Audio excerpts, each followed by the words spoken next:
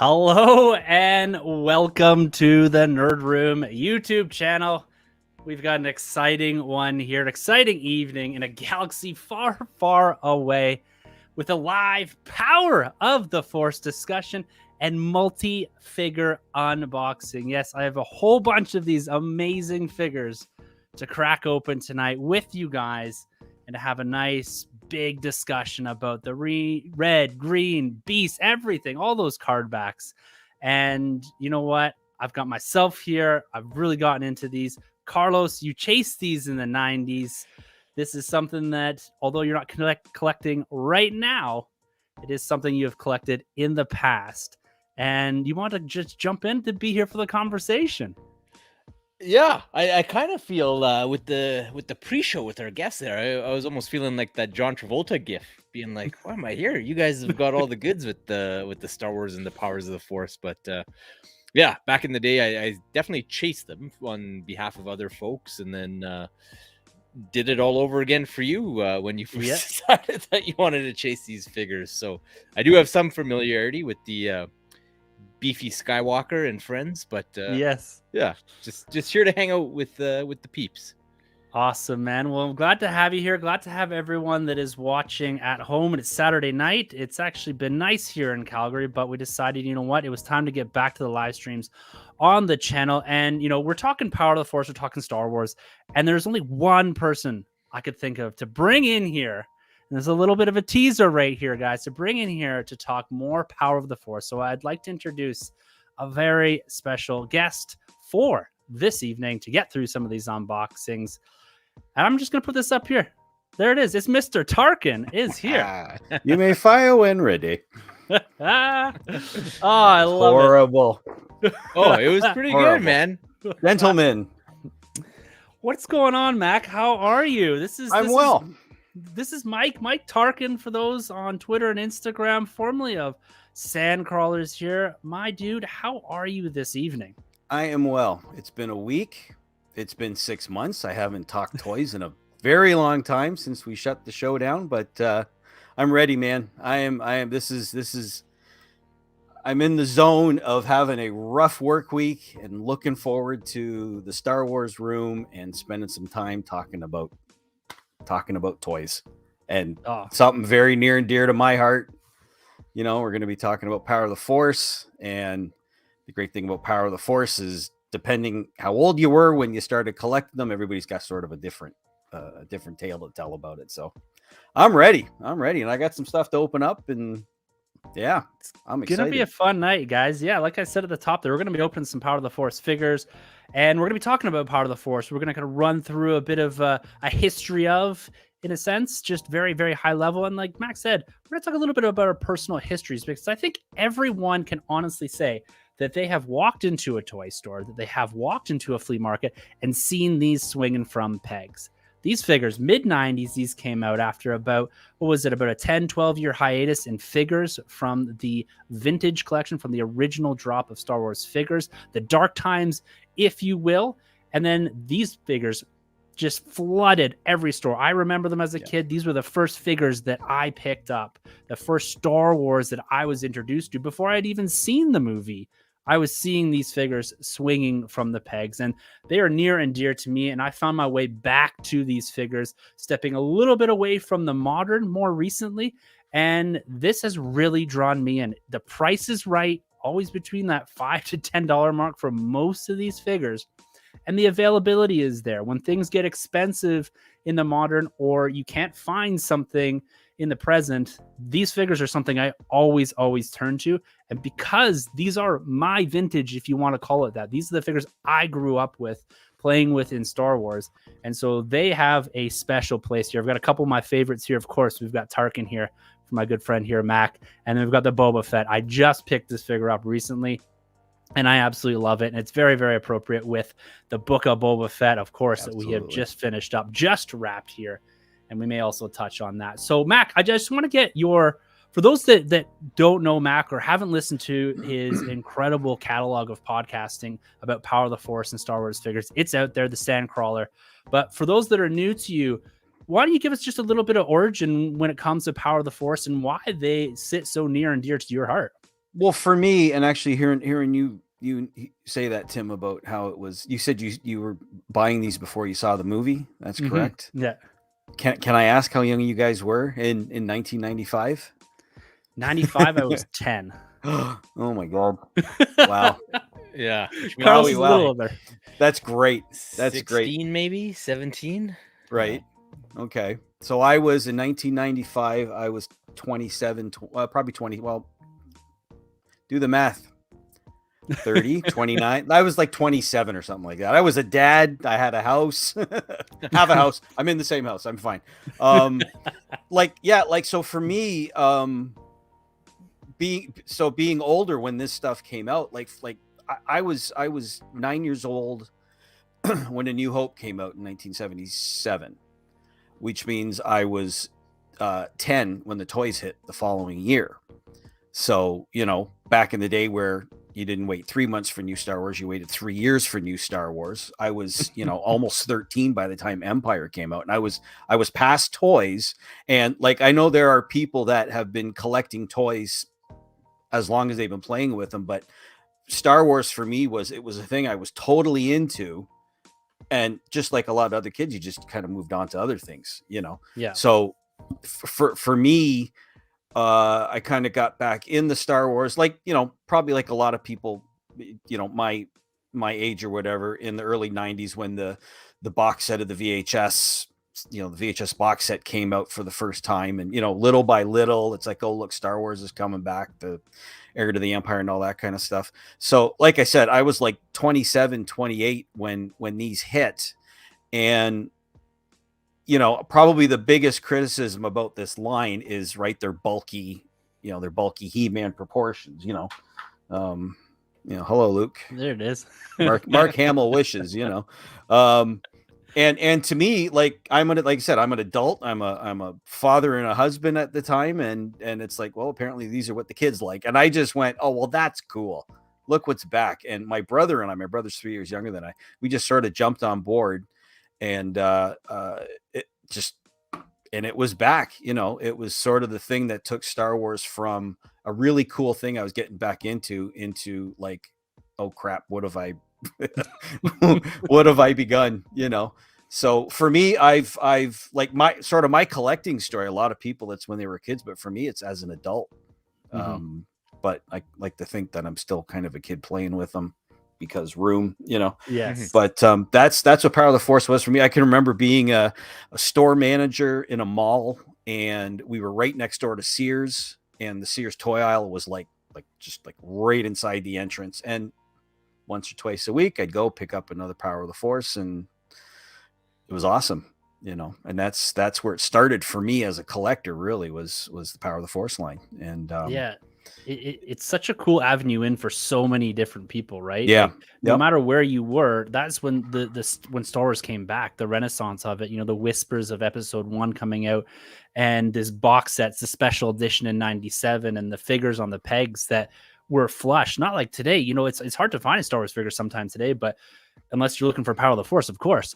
But it was just such a cool time for me, being 10 years old and having never seen the original trilogy until the special editions, and really seeing my first figure I ever got was the Obi-Wan and then the Empire Hoth Gear Luke. Those are the two first figures I ever had before I'd even seen a frame of the movie.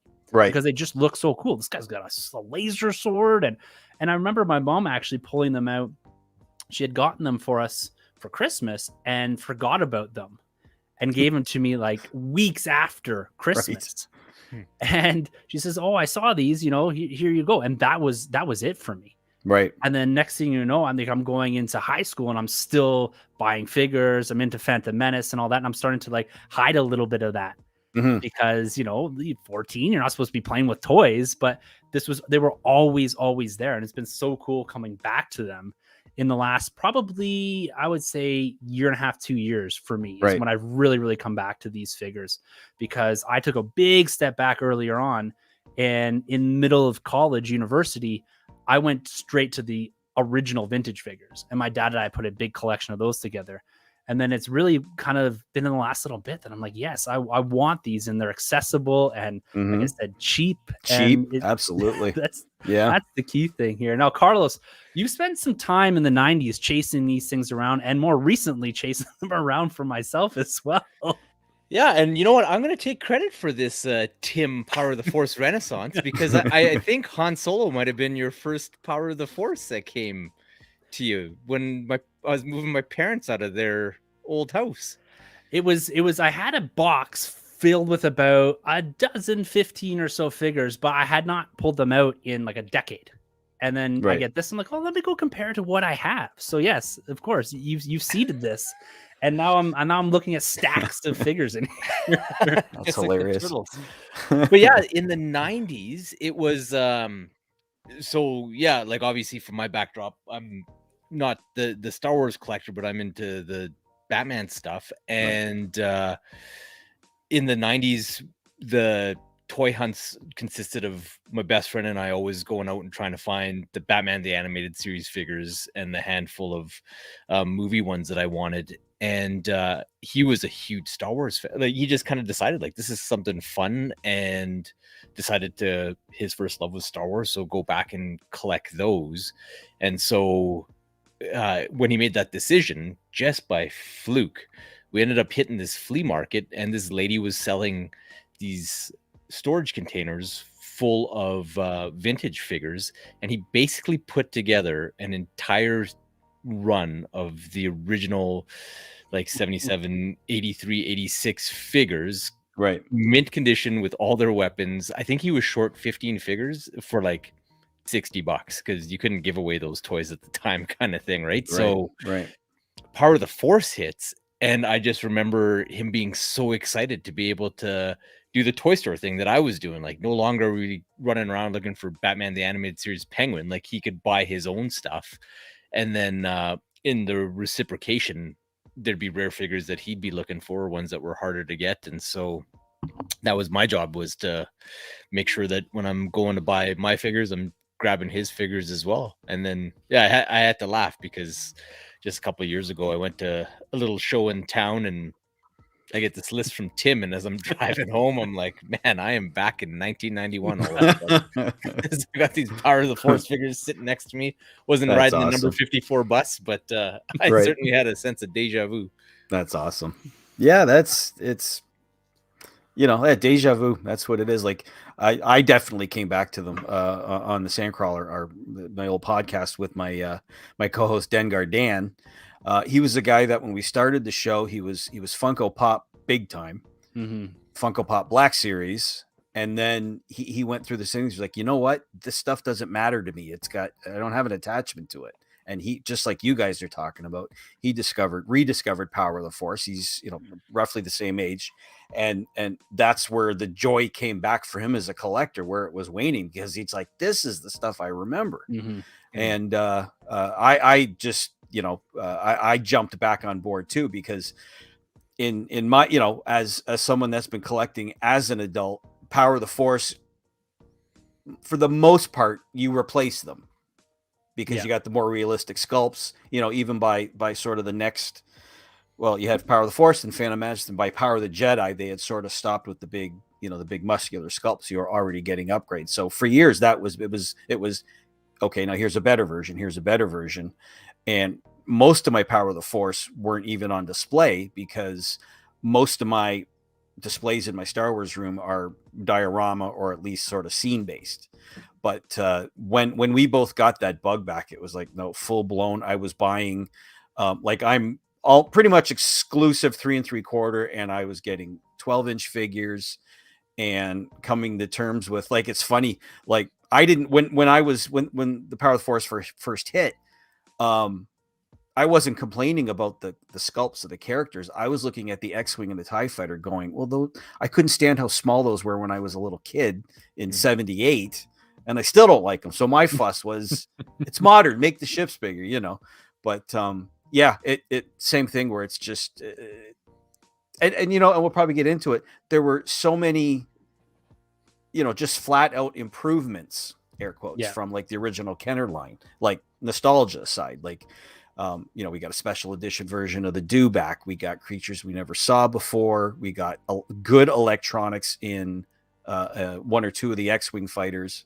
So it was like it was a big deal. It was if you were a Star Wars collector, it was sort of take it or leave it because that's what's out there. But it had an effect on a lot of people. So well, it really brought Star Wars back for a lot of people. A whole new generation introduced to the toys, right? Because there is something to be said about these new sculpts and how they do reflect the time, right? You're into a superhero world where you're moving into where the like mid 90s. You got the X-Men. You've got all these shows on TV that people are watching, and to reintroduce kids to a big buff Luke, like maybe this is the way you have to go, because like Luke is probably the one that contrasts one of the most from the original 78 figure there. And so it's just a kind of a cool approach to it. And they sort of went and they if you watch the toys that made us was that Netflix, I think it has it, right? He-Man looked at Star Wars, or the creators of He-Man looked at Star Wars figures and went, look how rather puny they are. Let's beef them up. Yeah. Well, and it's funny that you guys say that. It came back around, right? So yeah, I vividly remember this like action figure and toy review was like this magazine that I'd buy the odd issue of to have prices for the stuff I was collecting when Power of the Force was coming out. That's exactly what they said their mindset was, is that they didn't want to have their figures on the pegs and have Luke Skywalker looking super wimpy compared to Bruce Wayne kind of thing. So right. That's what the mindset was, with having them beefier. And I don't know, like to this day, I think they're just kind of cool. There is just this fun factor to them, even though they're not entirely reflective of the characters. Like, I just one theory I've held on to, especially with like, so two of the biggest like figures that got a lot of grief, and you've got the one there, Tim. You've got Luke Skywalker. There we go, all beefed up with his shirt open, and then of course, monkey face Princess Leia. Yeah, a little bit of an eyebrow going across, and kind of an odd pose. But if you look up that original theatrical poster, unfortunately Luke can't get both hands around it. But look at the way Leia's posed. I can't do this backwards. I haven't done video in such a long time. You know what I mean? They'll compare that look to that first, that theatrical poster. And I think that's what they were going for. It's a little stylized, but I think that's what they had in mind when they did it, so. Well, for sure. And it sets them apart, right, from what was done before and even what's done after, right? Where they go into more articulation and they slim these figures down once you get into 99's Phantom Menace, and then of course the Power of the Jedi and all that. And that's to me what's a bit more endearing about them now as a collector, going back and putting this collection together, is that they are of a time. They they're particular and they stand out. Yeah. Not only because of the card backs and what they did there, but the figures themselves. They stick out from what we got just a few years later. I've got a fairly big Phantom Menace 3 3/4 inch collection, and those are all proportioned right. And they have kind of that more modern look to them, where these still feel of a time. And I like that, like the original vintage feel of that time. And these kind of stand on their own too. So they make the collection itself a bit more unique. And I've always loved that piece of it. If calling something vintage means it's 30 years old, Power of the Force is it's 31, 32 years old at this point. So that, for a different generation, that's vintage, and more power to it. For me, because I'm cheap, I try to keep using this, the Power of the Force line where I can, and if it means some of the figures become more background than right up front, then so be it. But there's a play, and I still I'm crying on social media about articulation all the time. Yet one of my probably, if I did a top 10 of favorite action figures ever, it's the Power of the Force. Royal Guard. I got one of those right here too. And the good old, doesn't even have feet, salt and pepper shaker, as they call them. And I have other lines of, more modern versions of these, and they're in a drawer in the closet because this is what they look like in the movie. This is what they did. So that's why I have, if you look up on that top shelf. You see the red up there, right in the very top. Yeah. There's probably 6 up there, and there's another row down here with them. That's my Imperial shelf. That's like my Darth Vader shelf. Awesome. And I just they as advertised. That's what you saw in the movie. That's what they look like. So they still have, you know, value on display, or you know, however you want to word that. Totally. So, well, I wonder if one of the things, like, Tim, that's not appealing to you and other people is just like there might be the only toy line put out by Star Wars, and quite frankly a bunch of IPs where they were purely made with the intent of kids playing with them, or one of the last ones kind of made with that intent, right? Where here's something that everybody can enjoy, but our true intent is for children to play with these things, right? And that's yeah, they just have a very unique vibe that you just don't find with toys right now, right? You go to buy a vintage collection figure and it's like that thing is targeted at a guy in his 40s. It's not targeted at a 4-year-old type of thing, right. 50s. Yeah. So good, so good. Well, guys, let's get to it here. You know, that gives a nice frame of reference for where we're all at with this, and it's, you know what I mean? It's finding these figures on the pegs. It's there. My local comic book shop has them. Every single place you can go that sells action figures, other than, of course, Toys R Us, these are there. These are there. And it's so cool to walk in. And I flip through at my local shop. Every single week I go in, I flip through the Power of the Force because he's continuously bringing up new boxes of them. And every week it's refreshed. And it's so cool to go and do that. And the first line here, 1995. This is when these figures hit, right? The red card back. You get 95, 96 in this red card back. Right. And so this is the first line. So there's about 25, 26 of these red card back figures. And they consist of predominantly, I believe, what you would consider kind of your main figures, which is also cool what they did with this, right? They went after your Luke's, Leia's, Boba Fett's, your Han's, Chewie's, R2, 3PO. You know what I mean? They went for the big figures first, which was awesome because those are what should be on the pegs, is across the board. You know, it wasn't constrained by the OT order or anything like that about the film. It was, let's put out the big figures and then backfill from there. Your Landos, your Stormtroopers all come out in that first line. X-Wing Luke. And so there's so many cool figures put out there. And this actually comes, I think it's a 96 figure. This is a part of that kind of second basic wave here. I'm going to crack this boy open here. Nice. But this red card back, this red series, Mac, thoughts on this one? Kind of this, how they approached it. They kind of went with, like I said, the big characters, your Obi-Wans, Vaders, and all that, and kind of gave it to you right off the bat here. Yeah. I'm just looking up. I'm on Rebel Scum's photo archive, and I was there earlier today. Yeah, it's good. It's good. Yeah, and they list almost, except for Boba Fett, Lando, and X-Wing Luke, it's most of the original 12 from the original Kenner line. And you know, they do things with this first wave that I think really set the stage. They kept, you know, we talk a lot about Vac Metalized these days. There's 3PO and all his golden glory, just looks amazing. That 3PO is an incredible figure. One of my favorites. One I bought recently and unboxed maybe about 6 months ago. Like the Vac Metalized on that, unbelievable. The R2, I think the dome is Vac Metalized too. As well. Actually, that was kind of shiny effect. Yeah, and you know, you talk about nice. You know, coming out with the big hitters. So in this case, he's got a. Is this the one that turns? No, it just pushes up.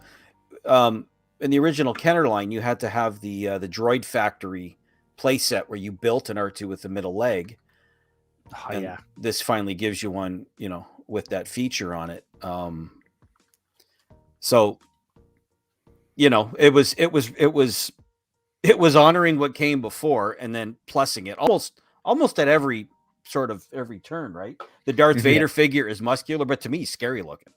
Oh, I love that's one of my favorite ones. That Vader is awesome. It's bulky, it's big, and you've got the variability in the length of the lightsaber, but it's an intimidating figure here. And I just popped open the TIE Fighter pilot. It's another one I absolutely love. And you know, when you're talking about like the bulkiness of it, and I don't think that they're holding back too much on this one. But like even the troopers in that, like these aren't scaled. Like these are so cool.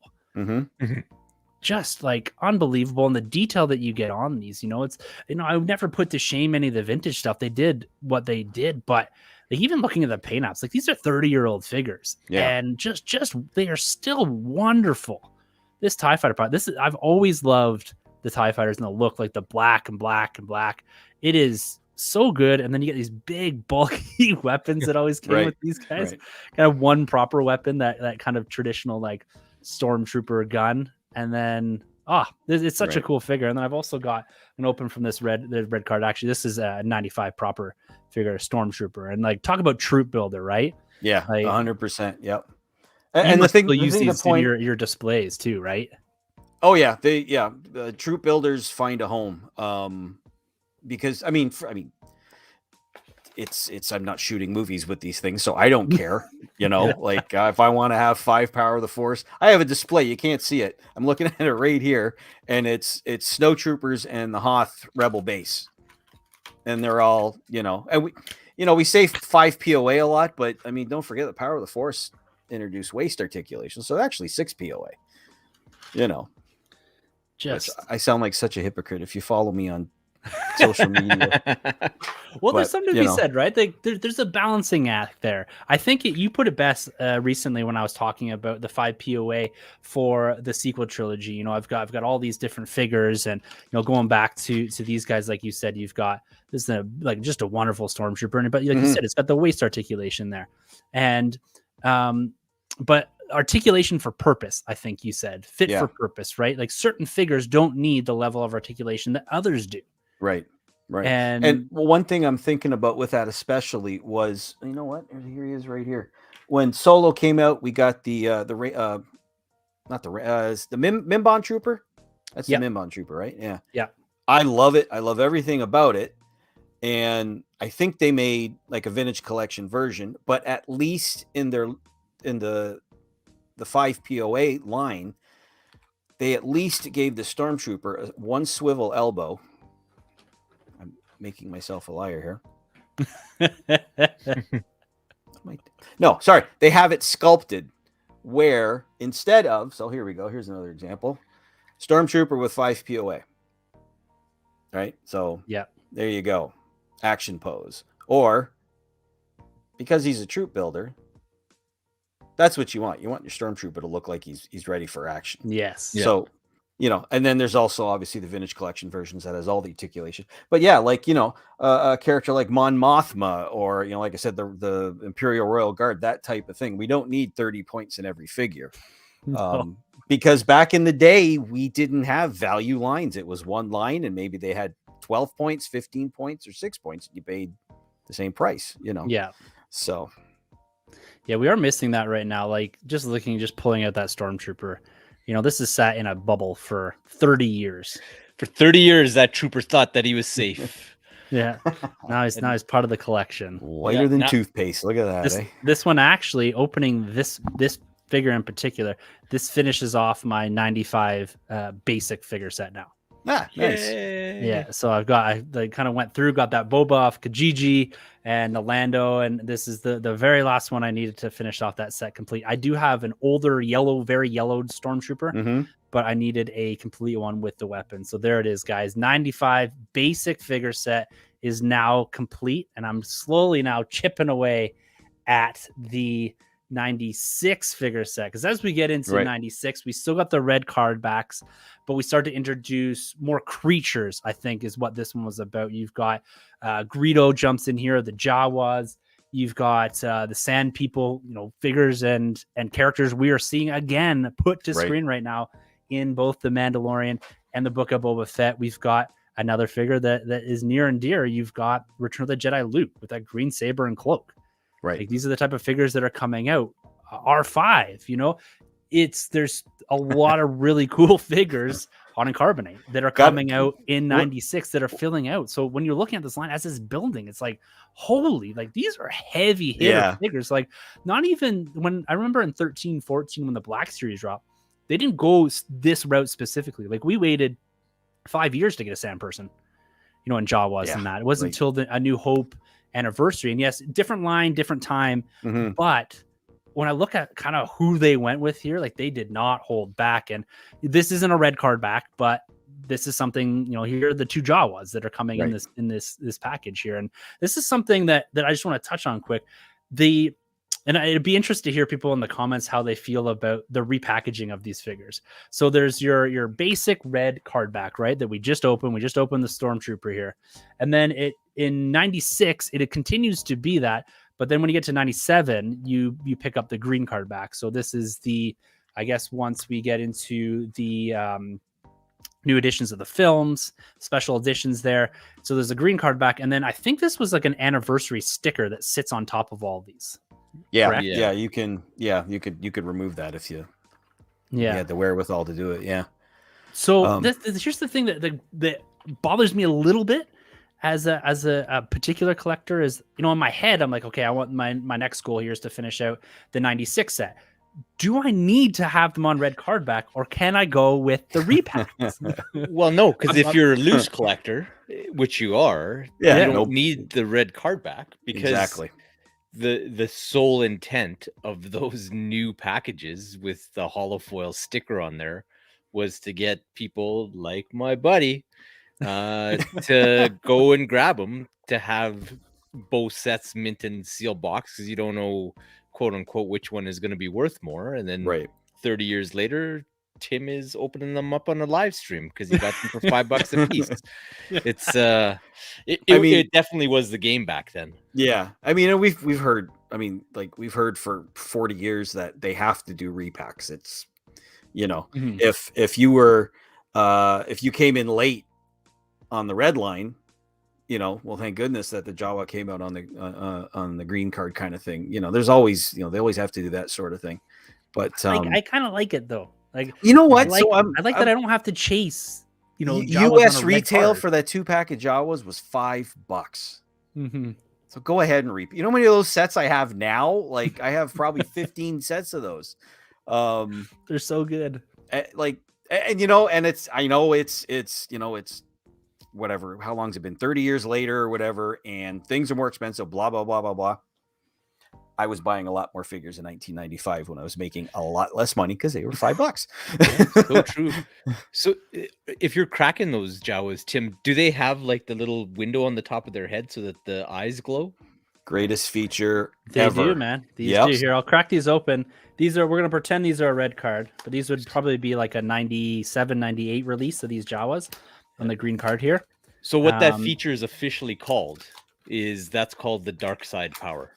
And that's what my buddies and I have always called that since like we were elementary school kids, because the Superpowers Dark Side figure was the first toy that I can ever remember that had the little piece of clear plastic in the top so that the eyes glowed. See there that? You go. Yeah.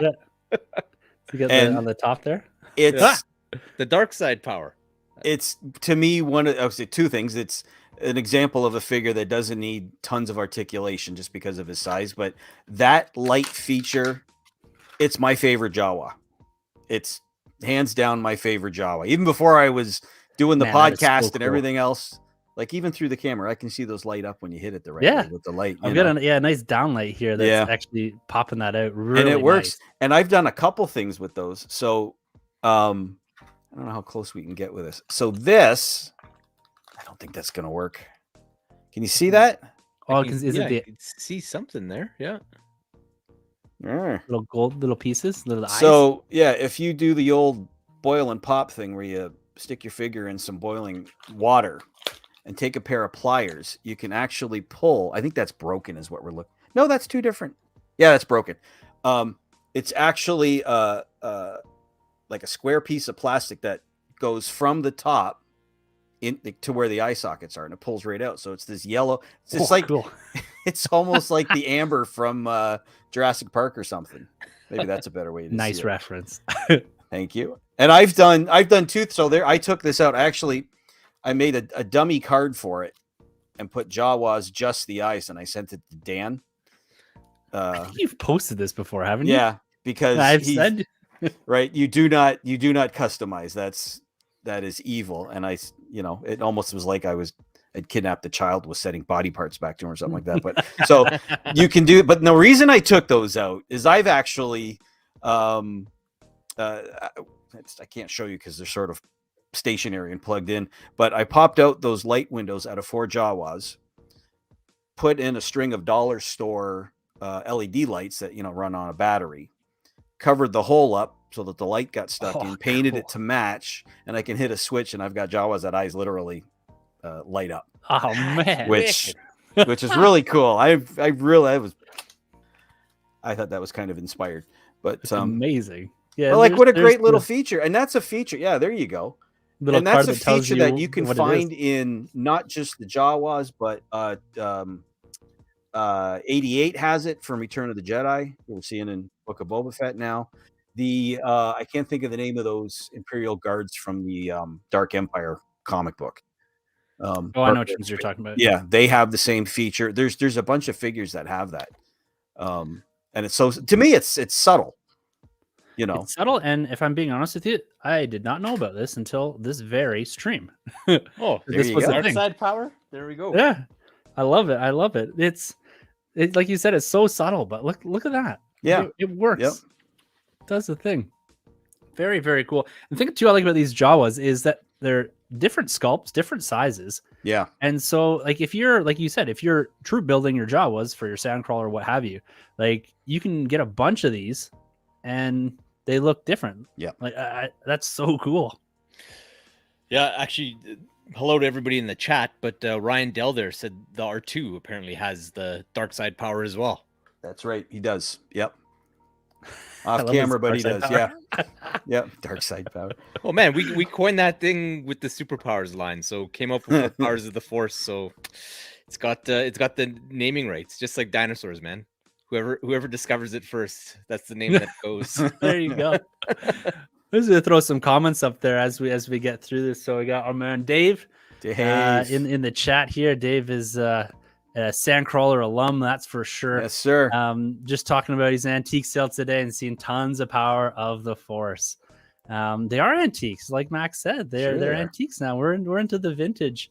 Man, it's and there we go. Ryan Dole talking about the R2 and then him army building the Jawas. Yes. So incredible. Ryan's awesome. You want to listen to or watch a fun podcast, the Yes Have Some podcast. Oh, Yes Have Some is my favorite. I love Ryan. Yeah.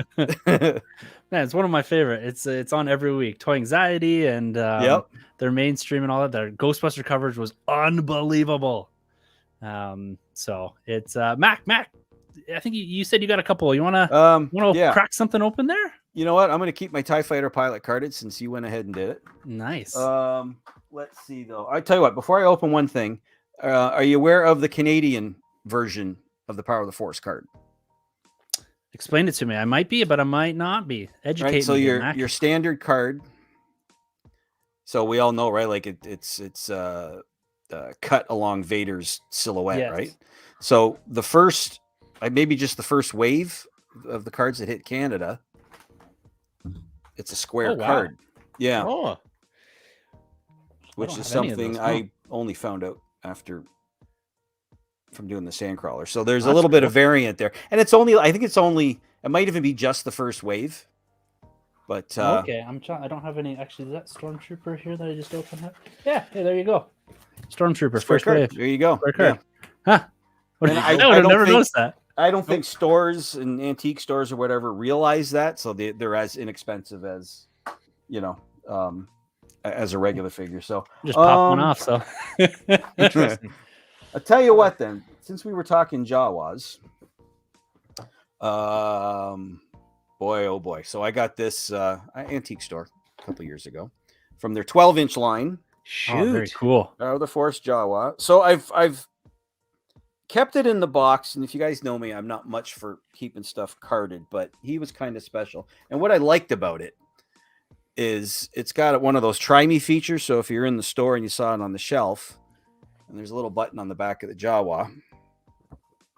There we go. Lights. Work. Here we go. Yeah. So he's got his lights. Yeah. And I'm trying to condense in my room once again, so it's time to time to lose the box. Oh, very cool. So let's see. What we Man, got don't here. you showing me this stuff, and I'm thinking the wheels are spinning in my head. I think my wife is watching, and she's thinking, "Oh no, do I need to get into the 12-inch Power of the Force now?" Well, I know. And then my daughter sent me a message as we were doing this, and she's like, "Mac's collection is insane." And I was like, "Yeah, and you can have one like that when you start financing it yourself." There you go. Right? Yeah. I have nickel and dimed my way for the last, good grief, almost 30 years. Just a little bit at a time when I can, and I don't know if it's a Canadian thing, but I like to refer to myself as the cheapest collector. Oh heck yeah! Oh yeah. Well, and speaking of Canadians, the boys at Gen X-Wing podcast were talking about running to the States and doing the border dashes. Yep. To go grab the figures before they showed up here. Yeah, he's in 100%. Vancouver, so it's just a short hop, skip, and a jump across the border there. Yep, same. Yeah. I'm across the border from Detroit, so that was a common thing, shopping in the States, and things were cheap at one point when our dollar was a little more favorable. So here, I'm really bad at this. There we go. I love that.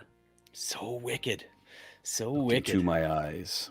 Nice soft robe. I'm gonna keep his gun in here because it's all sort of taped back. But one quick thing, you guys will know this, and someone had to point it out to me. So there's your green card, right? The graphic, the lightsaber graphic. Now think Batman and Robin. Oh yeah. Or what Batman was it with the Riddler? Is that Batman and Robin? Batman Forever was Yeah. the green. Yeah. And compare that to a toy from that line, and you'll see a lot of similarities. So, but I love them. Look at that. Cool. I haven't seen a lot of the 12-inch Power of the Force stuff. Like, how many figures are in that line? It's an enormous line. Is it? Huge. Without checking, at least 30 figures, I would say. Oh, man. It's huge. Yeah. If you see them all together in a box, it looks like Black Series. Just sort of with the spine sticking out. Yeah. I've probably seen them before, but paid almost no attention to them. Now, next time I go into Marty's, I bet you he has some there, Carlos, at our local comic book shop. There is a handful of them. I remember the Phantom Menace ones were actually really well done. Like the Obi-Wan and Qui-Gon were gorgeous. He's got those. Yeah. I do. Yes. I've seen those up there. Okay. I just counted 35 from Star Wars. So let's call it 50 or 60 for all three movies. Yeah. Oh.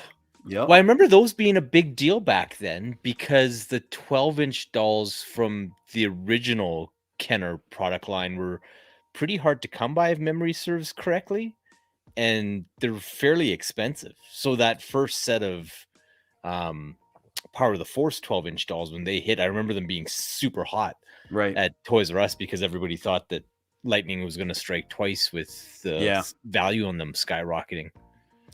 And some were hilarious, like the Chewie. Yeah. Chewie's meant to be plastic because how else are you gonna do it? I have and they came out with 2 packs. I think my son had.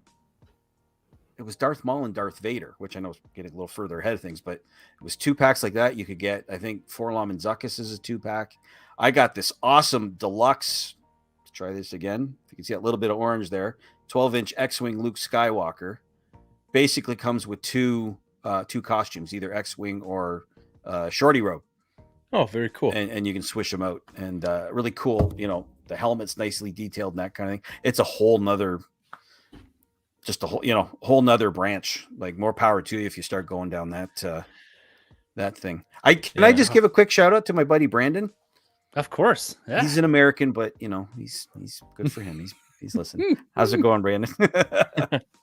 Well, and Luke and the Wampa was another one. I remember chasing that one. Right.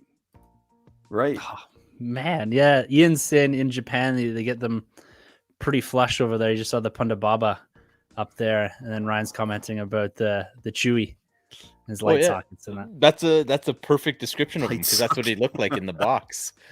I just realized I have another 12-inch figure. I have to grab this. Okay. Awesome, bring it on. Oh, well, it's kind of like what a wonderful detour into like this 12-inch line that. Oh, the Tauntaun. I remember that. Look at the size of it. Yeah. There you go, 12-inch scaled Tauntaun.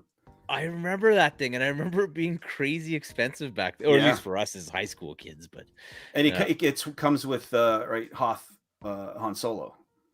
I don't have Han. I just have the I've Tauntaun. never seen that before. Isn't that amazing? So that is wild. So, I just realized about that. Yeah, that's so cool. So cool, man.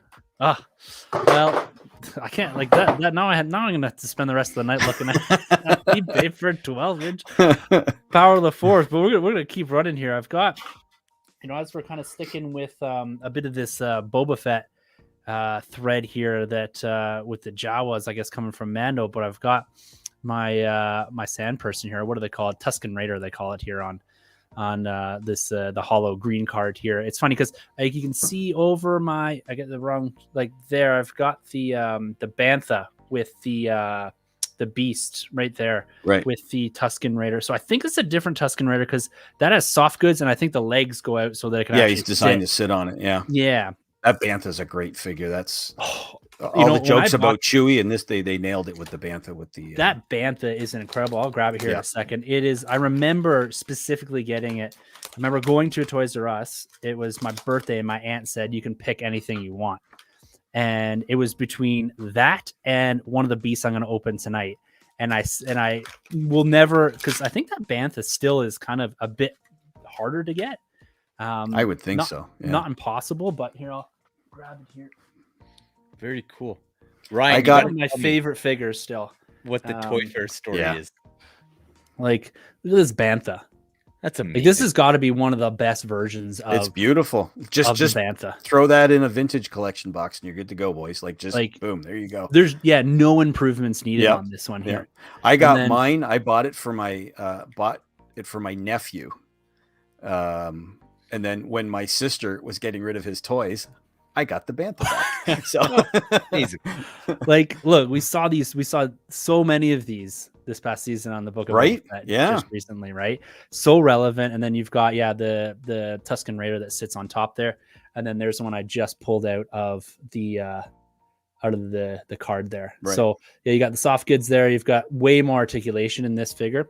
This one came out, I think, a few years later. This would have been probably like most of the beasts came out like 97, 98, I think. I think so, yeah. Little later in the line, because you got the Ronto and the Dewback, of course, and then you've got that Tuscan Raider. A little less articulation. His head always looked funny to me. He's always looking down. Yeah, right. But really, really cool figure. Like when you compare it, directly there. So definitely a bit bulkier. It's got kind of that Obi-Wan sort of drape dress thing over top of it to give it a little bit of little dynamic there. But another cool figure. That was 98. Tuscans again. That came out. 98. We're getting close to Phantom Menace by that point. So yeah, very close. Because that's what I think. And Phantom Menace might have been swinging because, like, I remember specifically this and the Ronto and the Dewback all on the shelf at the same time. Right. When all those beasts dropped. And like, I think it was really, because the Dewback, of course, and the Ronto were coming from the special edition, right? Yeah. So you need that there. Yeah. But this bantha, I've had this forever. Like, this is still like one of my favorite figures that I have in this line. That was kind of like at the edge of my Power of the Force, like when I was kind of just about done with it, right? Kind of moving into high school and all that. And here we are, man. Here we are with high school so far behind you. Years and years later. I'm gonna do one more figure, Mac, and then I'll toss it back to you. But sure, if we're sticking with relevancy in Boba Fett and that, here's a figure that I thought I was going to get in a 6-inch version just a few months ago, and that is, of course, the Rancor Keeper. No, you're not. Wah, wah.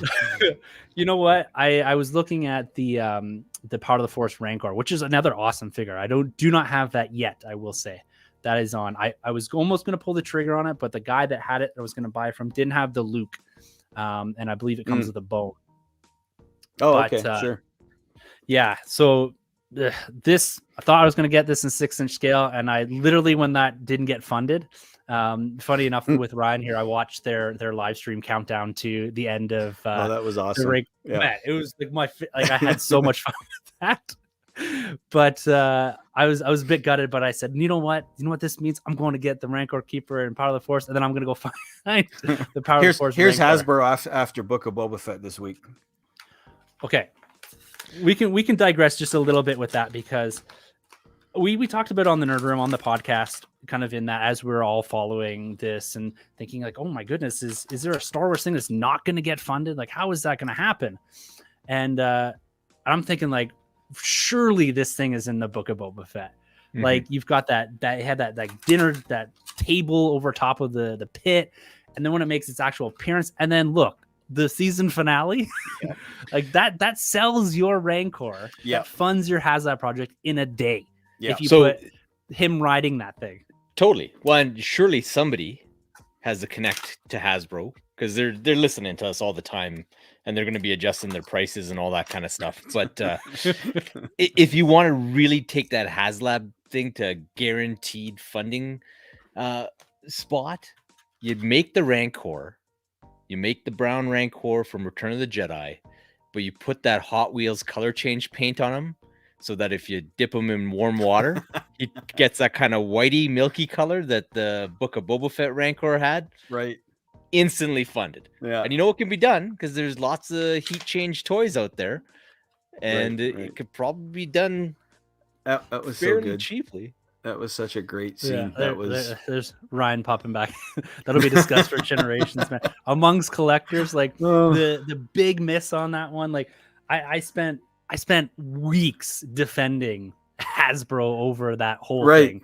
Because I feel like with the HasLabs, I know we don't want to spend too much time, but like at the heart of the HasLab. So yes, it's something expensive, but they have to grab you even before you see a picture of it. They have to grab you with here's the next HasLab.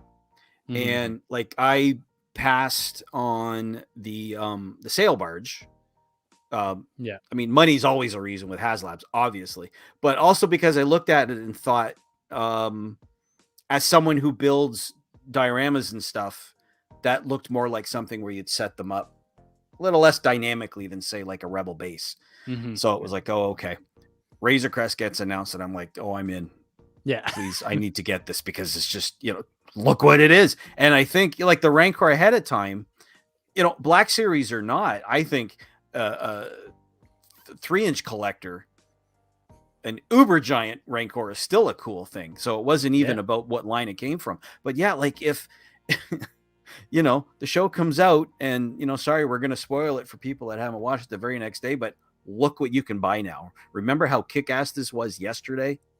Now you can back it and get your very own, and it's just like, well, it's a 2-week pause, or a 2-month pause. Sorry, on that, like to get the introduction. Well, and the other thing too is just the timing for the Rancor HasLabs offering was bad to begin with, because you had so many projects going. Yeah. Mm-hmm. So and you had a red hot Ghostbuster fandom building into Afterlife, right? And then you've got a Joe fandom getting their first HasLab, right? And with the most popular Joe thing ever. Like every kid growing up on G.I. Joes wanted the Sky Striker. Right. It was the coolest toy. So the hovercraft, and then the rich guy only USS flag. Oh man, it's so good. I've seen a couple of people actually pick those up recently. The USS flag. It's wild. Absolutely wild. But for now, we're gonna have to stick with the Power of the Force for me. We've got Rancor Keeper here. He's a little, I don't know if the package was a little, but he's a little loose on the waist. Maybe this is just him shaking it with Max Rebo and company. So I'm so happy he's still getting gigs. Well, he was until he got blown up. Until he got blowed up, yeah. I'm going to make assumption that Max Rebo's still good. Maybe he wasn't playing the set. Maybe he was back in the green room doing his thing. I don't want Max Rebo to be the music will live forever, man. And I've got Max Rebo over in a Detolf over there sitting there. Power of the Force Max Rebo. Oh man, what a day! Yeah. Well, speaking of Book of Boba Fett, and you mentioned, you've got your Boba Fett figure on display there. Gabe from Blast Points podcast took his Power of the Force. I'm halfway to doing it, and because of the extra girth, right, that the Power of the Force Boba Fett has, he's a pretty decent stand-in till we have to wait whatever it is 8 more months for an actual one. Oh, And yeah, I did that with the some original there. yeah. So I just did that with Magic Marker. Look, Blast Points. Look them up on social media. They'll probably have a picture from probably about a month ago. You know, wrap a little bit of material around the waist for his kilt or whatever you call that, and so that's a good stand-in anyway. Yeah. Oh, so Timbo, I'll do that for you if you want, man. Yeah, I just gotta find another boba, which shouldn't be too hard. That'd be kind of a cool little custom thing to do in there. And then I've gotta bring this into the mix. Come on. Bib. Bib Fortuna. He actually looks a lot like the Boba Fett version, actually, this figure. He's a lot bulkier up in here. Yeah. I was looking at that the other day. Middle-aged waddle going, yeah. Yeah. There you go. You don't need to buy the whatchamacallit playset, the Jabba's Palace playset that's coming out with vintage collection to get that figure. Just which we may get into. I've got a couple pictures of that if we have some time at the end here. I canceled my vintage collection bib figure that just came out, right? I just because of cost, because we're paying $20 a figure up here. I'm like, you know what? All my Power of the Force version has ever done has stood and pointed at Luke. Yeah, good enough. I got to save some money somewhere, you know. So it's rough, man. I was looking at the 3 3/4 inch Marvel Legends today, and the price on the shelf at Toys R Us up here was $23, right, for like a nothing figure. And I was just like, wild, man. Yeah, I was like, these things are literally made to be sold for the piece of cardboard that's behind them. That, for me at least, being a big Marvel guy, like that's the sole appeal. I would just buy the card if I could. Yeah. But I'm not paying $23 for it, I'll tell you that much. No, for sure. No. I was in Walmart today, and they had on clearance, they had the carbonized vintage collection Shore Trooper, the Flame Trooper, that whole wave. And I'm looking at these things, and it's like, ooh, $14 is now a deal for a 4-inch. And I'm like, it looks stupid. I don't want it. I don't like those. No, they looked horrible. Kind of weird. Look, I get Ryan's throwing you some love there, Mac.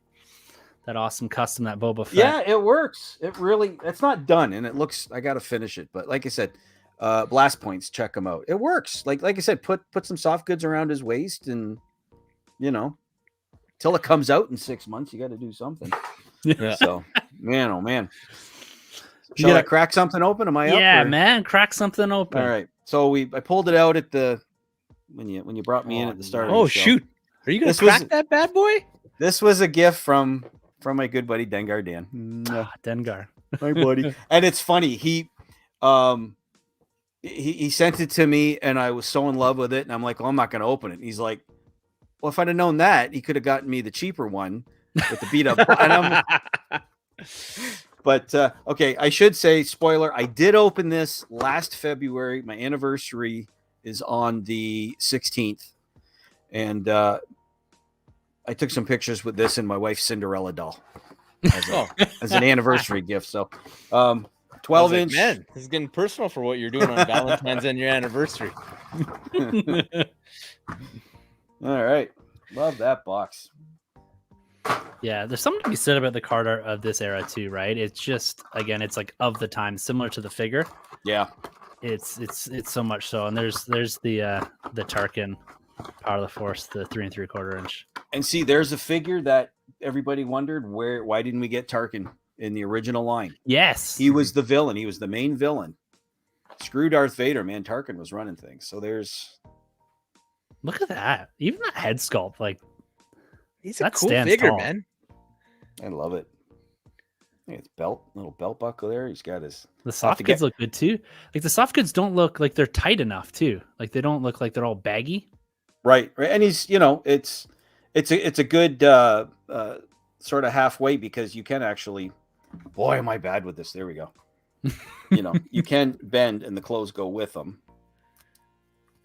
That's so cool. So it's very natural looking. Yeah. And I think they just like the face sculpt, I think is just like for 1990, whatever, like that's pretty darn good, Yeah. There's just and ready. And Torture Droid. Oh, wicked. So that's exciting. Perfect. perfect accessory. Yeah, there's just something to be said for like fun toys, right? Like I think that's why people are going crazy for like Mego dolls coming back, because they're just, you know, they're not gonna stand up next to some high-end Hot Toys or whatever, but there's something just funner and cooler and more lovable about them than the other stuff. Well, and there's such an emotional attachment to this stuff, right? Tim, we were talking a while ago. You're asking my carded collection, was it sentimental or value? And it's 99% sentimental. Yeah. You know? Yeah, there's a story to it, or something like that, right? Or it's a duplicate. I'm the same way. Yeah, because it's always funny because I was a carded collector up until like what, Carlos, 2 years ago. And then like everything came out, all my Black Series, all my Marvel Legends, most of my 3 3/4 inch. Like I remember I had these photos on our Instagram. I have a table of every sequel version, POA version of the figures, and I had them all in box. They're just in a bin, and I went just one night, my daughter and I just went and cut them all out, and like never looked back from that point. I've done that so many times over the years, where you're looking, and especially now with things getting so expensive, and it's like, you know what, I don't need so and so carded. I want them on the shelf. Screw it. So, you know. Well, and you just like, for me, like I've always been an in-box collector until I met these guys, and then when the McFarlane stuff hit, I was just like, you know what, I'm just gonna open these up, and because that was the caveat, because I'd quit collecting, and or at least quit collecting action figures, and my wife was like, well, if you're gonna do figures, that's fine, but just take them out of the box, because I don't want our house to look like a store, like your parents' house did. And so but I've had this epiphany that you just A, enjoy them so much more, and then B, when you're buying stuff boxed, you're essentially just buying it to store it for the next guy to buy. I shared a meme with these guys the other day, and it was basically, it's like buying carded figures and storing them is essentially like getting married and never sleeping with your wife, waiting for the next guy to take advantage. And I was like, oh shoot, that's like perfect. That's the rated M version of what I said on the Nerd Room a couple of weeks ago. Oh, that's funny. And you know, and it's some people love the card art so much. I find with like, and I get sucked in with carded figures on the shelf because that's about the presentation. It's doing exactly what it's supposed to do, is grab your eye. And then I love this carded one. I love this carded one, and I'll clear a space on the wall and I'll hang a bunch. And within a month, I get that feeling like I feel like I'm in a store. It's not my room of fun. Now it's a store, and it's like either put them back in the office box or crack them open. And most of the time I just end up cracking them open. Yeah, and that's where I went with Funkos, because like very similar to like you're saying that Dan there went through. I think a lot of us did this when we got back into collecting. Like especially for me, like 2015, like when The Force Awakens came back, and then Age of Ultron was huge coming out. And one of the biggest things on the shelves was Funko Pops, and they have like that curbside appeal and that kind of collector shine on them. Like, oh, we can keep them in a box, and they kind of look cool on the shelf. But they look cool as accent pieces. But once you have, and like, this is not to say for anyone that collects Funkos out there that's watching, you know, all the more power to whatever you collect, whatever you love, just go for it. But for me, I think it's something that you said, Carlos, is like, you don't want your room to look like an EB Games. Yeah, because they always have that wall of Funkos, right? Yeah. But and then I pulled out a lot of Funkos. And then over the last probably 2 months, I've put a whole bunch back in and starting to get rid of some of the collections, because I prefer the space, and space is always a commodity, right? In your rooms. I prefer to have like the Power of the Force or Turtles or Ghostbusters or Jurassic Park. Like, I'm into all these lines. And I mean, look at your screen right now. Yeah. Go ahead and display those 5 figures on the card and see how you make out.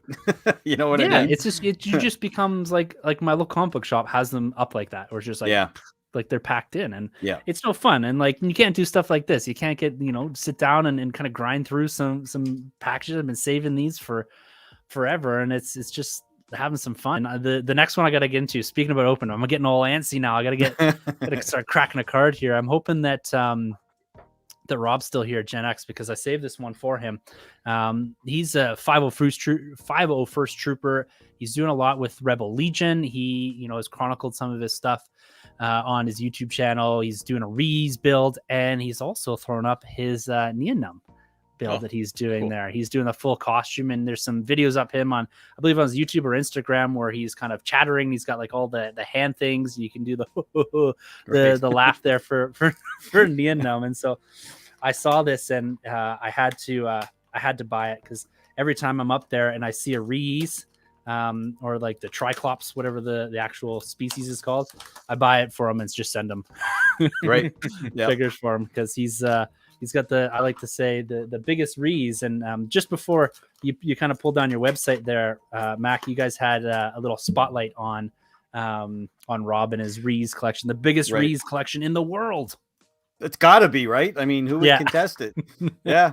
I sent him a what was it? From Phantom Menace 3D line. It was one of the pod race drivers. Is a Grand. Yes. Right. That's and it Grand, came with some kind of, those little information cards, whatever. I don't remember what it was. It's like, oh, off to BC you go. So I sent it to him. Yeah. Yeah, and I had sent him. I can't remember who I sent him. I sent him from, I think it was Phantom Menace. It was one of the Grands that was like in the Imperial Senate. Yeah. Yep. I can't remember. And I think I want to say I sent him a Power of the Force one. I can't remember. But and then I was going through, and I was talking to him the other day. We did a podcast, Star Wars Roundtable, and him and I were chatting, and I said, oh, there's one from the Star Tours, the park exclusives. And I was like, man, shoot, this is like a $300 set on eBay. And his buddy or someone had sent it to him, just the Grand from the set. Yeah. The Star Tour set. And so I was like, he's got to complete. So I think we got to bug him here to start a Neonum collection if he's going to be cosplaying or trooping, as they say, I guess. I'm not sure what on the Rebel Legion side of it is. He just, there he goes. He did, sent the POF and the ASCAC. Right. ASCAC. Yes. So there it is, Rob. There it is, Rob. You need to start your Neonum collection. You got to get it going if you're going to be trooping, man. I've got a Scout Trooper there up on right on top of their Black Series Scout Trooper there too. So yeah, go check out Rob, Generation X-Wing, Outer Rim rookie. He's doing lots of cool stuff with the trooping and the building. And if you're ever curious on how to get into that, there you go. His Neonum is cool, man. This is a wicked figure. Like, what more do you need? Yeah. Like, it's the sculpt, the head sculpt's cool. It's got like the rippled mouthpiece there. Wow, it's got a nice and it's a slight action pose, like he's kinetic looking. He's not like you can. It's got some sit there. Yeah, and the great thing about that waist articulation, you give him a little turn, and he's just ready to right. Yeah. Can be talking with Lando and strategizing. That's right. Yeah, get him in the Falcon there. The Falcon. Well, I'll pop open. What else do I got here? I'll pop in one more, and then I'll toss it back to you, Mac. Sure. I'm gonna do this one. You've actually, I'm gonna do this because you Mac you do a lot of customizing and you do a lot of scenes. Right? Yeah, I've seen them on Instagram. And you've talked about them a lot. And you've recently you've done, what was it that came out in the vintage collection that it's the Tent of 5, right? The Tent of 4, yeah. The 4, sorry, 5. Yeah. That came with the carded Rogue One titled carded Rebel Fleet Trooper. Whoops. Yeah. And then we just got the vintage collection 4-pack that was a Hasbro Pulse exclusive. Yeah, so very, very cool. So I'm going to crack this open, but Rob's just asking there. Actually, I'll put that back up. He's talking about on the 3 3/4 inch. So that's Neonum on this one here. So that's also the foil sticker too. And Tennum was the name of one of the pilots, and I know that there's mistakes, but I don't know how to straighten it out. But yeah, there's Tennum, who I think in one of the Cinema Scene 3-packs is in a white flight suit. And he's named wrong, and there's a whole it's ask Pablo, I guess, how to straighten it out. But the Rebel Fleet Trooper, again, that's like the Tarkin that we never got from the original Kenner line. Rebel Fleet Troopers, man, they were the first trooper you saw when Star Wars started, and they were at the end of the movie on that ship. So shame they weren't there. And I love these guys because they really, those are beefy looking dudes.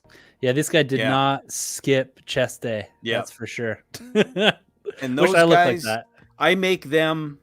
So you know the big guy in Raiders of the Lost Ark, right? That fights him in front of the airplane. Yeah. That's who those guys are to me. And in my play sets and stuff, they're generally carrying something or they're in the background somewhere. But you know, well, great. And like the helmet, like even the goofy helmet, right? Like yeah. Compare that to the Death Star Commander figure from Kenner. Yes. Right, which looked like a black bowl on top of his head, right? I'm trying to see. I don't have one on the Kenner side. Do I have anything? Mine are all packed away for a project, but yeah, like they nailed it with the helmet for sure. Yeah. And he's probably the extreme. Maybe him and Lando are the two extreme. Yeah, him and Lando, and Fett's got some bulk to him too. Right. Another really cool figure, right? A must-have in the collection. Yep. But tell me a little bit about kind of what you do with setting up the scenes, because like that's a whole other piece. Like I display my figures on risers, and they're kind of some dynamic pose, but you take it to a whole nother level. Yeah, like I'll go from something as small as just grouping, like, you know, they came out with the Ralph McQuarrie inspired figures. So I've just got those lined up, you know, but the shelf means something. It's the Ralph McQuarrie line. Mm-hmm. Force Unleashed figures, I've got those sort of just static. I've always had an Empire shelf, which we talked about. And it's Imperial forces, but they look like they're sort of on parade or whatever. But yeah, like I'll go anywhere from something as simple as that to setting up a simple scene. You know, the hover tank from Rogue One, or the Imperial troop transport that we just saw. That'll probably find a better home when the Razor Crest finally shows up. And then I'll the last couple of years, I should say I'm not really good at it. What I've discovered is it's a lot easier than you might think. And I've been actually building diorama sort of spaces. I've got the Rancor pit. I've got like the torture droid room. My thing that has kept me sane for I don't know how many years. I don't know if I can turn so you see there, down there. That is my Rebel base setup. That's so cool, man. Fortunately, that's all the pictures you've posted on social media. Oh, and you've made some changes on the lower ground recently, I believe. Yeah, it started. It was funny. My wife has a hope chest, you know, and we didn't know what to do with it. And I'm like, let me put it in the Star Wars room, and I got a piece of plywood to put on top. It was one of those things you go into it at the end of the school year, and you put the kids. Yeah. Right. And then you don't open it ever again. And I'm like, let me put a piece of plywood on top of it. And if you ever need to get into it, we'll move stuff. And pretty soon I had the hope chest in the closet down here. And then we just got rid of the hope chest. And every time I expand this thing, I think, well, that's it. I can't do anything else. So I've got, it's 1, 2, 3, 4. It's technically 5 different levels, 5 different setups. It's hard to describe it without. So there's a double window up there. So what you're looking at here is wider than the width of the window. That's the main thing. And as you go down into it, I've got like an ops room. I've got a ready room, a hangar and a garage. And I always think, okay, this is it. And I'm not doing that because I've been told you can't do anymore. It's simply, I think I've got it exactly the way I want it. And then you sit on it and sit on it and sit on it. And it's like, you know, if I and what happened this last time in December, I ended up with 3 X-Wings after Christmas, 3 new X-Wing fighters that I didn't have before. And it's like, okay, dummy, now what are you going to do? and it went great because it's like, I also have, I don't know if I can show us. So I have ships hanging from the ceiling too. And when you run out of space, they go up on the ceiling. And what it was is I had gotten General Merrick's X-Wing, which was a long time coming for me. I just love Rogue One so much and I couldn't wait to get it. And I ended up trading with a buddy that bought the X-Wing just for the figure. And like up here, that's $185 vehicle. Oh. And he had no reason to keep the X-Wing. And I went through some of my carded stuff and I'm like, pick whatever you think's equal to it. And we just did a great trade. So I ended up with 2 of the Merrick X-Wings, and I had bought, and I was talking about Power of the Force, Red 5 Luke Skywalker electronic effects, which was the first X-Wing toy to be in the more proper scale. Because if you picture the old Kenner and the old Power of the Force, it was just, smaller. So it was the first version of that. And it's like, I've been waiting since I was a kid for a blue Squadron X-Wing. And now I have 2 of them. So I made another sort of, it's like, what if I did this? Found a way to stretch it out. Yeah. I had my buddy Ryan come over with his power saw, and we made some legs for something that was previously sitting on a box, and now I got some more. So that's and I was saying about how much easier it is than you might think. Foam board and a hot knife or a really good X-Acto knife. You put stuff together like you're a kid. You know, like you have blocks, but you're a little bit smarter because you're an adult now, and you think, well, what if I did this and I did that, and I have a lot of fun with it, and it makes for really cool photos. I will say that. So wicked photos, and just like a whole different layer to your collecting, which I really love. It's I think I remember you making a Hoth base at one point and just cutting foam and like it's such a cool way to approach it. It's one of those things where, like, if you ever buy a new TV, take the top piece of styrofoam and you're just going, that's a street. Spray paint it yellow or keep it white and it's Hoth, but it's you start seeing packing and the family's like, Dad, I'm like, yeah, go put it in the garage. Yeah, I'll hang on to that for a while. And it's awesome. Like it's the thing that gets me the most excited is and it's at 54 years old, it's playing with toys, and I will own up to that 100% because it's what keeps me sane. Hey, it's what keeps me. I work on an assembly line, and also listening to podcasts, but also sitting there going, if I did this thing where I moved it from here to here, and I don't drink, I don't do drugs, I have a Star Wars room, so. Hey man, we're all here for that. we all fall into that space, I think. Yeah. Sorry, I went long with that. You got me. It's been 6 months since I've talked toys. So hey man, and that's part of the reason we had you on here is dropping that knowledge, and that's just a whole different element. Everyone has their piece, right? Their room, their muse when it comes to display or what they collect and all that. And that's the thing I love about all this is that everyone's got a little something different. We Rob just called it the plastic crack, but we refer to it as the plastic anxiety, right? It's that just right in there. Don't even put it on the shelf. Just give me all that plastic. Do you got anything else? I got. Well, I'll tell you what. Let's a few extra things. So I wanted to point out a couple things. So just for people that maybe not know, when episode 1 was announced, we got preview figures, sneak previews. This was one of them. I got that man right back here. Yeah, the first Mace Windu figure because we didn't know at the time, he's got a blue lightsaber. Yes, that's how the first Power of the Force, Phantom Menace figure comes too, with the blue lightsaber. Yeah. So that it must have been like like down the road where he got a purple one then. Well, yeah, it wasn't until Attack of the Clones where they did that, and so those first few figures, he never lights up a lightsaber until Geonosis, I think. Yeah. When he asked for a purple one, right? Because the purple one wasn't really a thing until he's like, I want a purple one.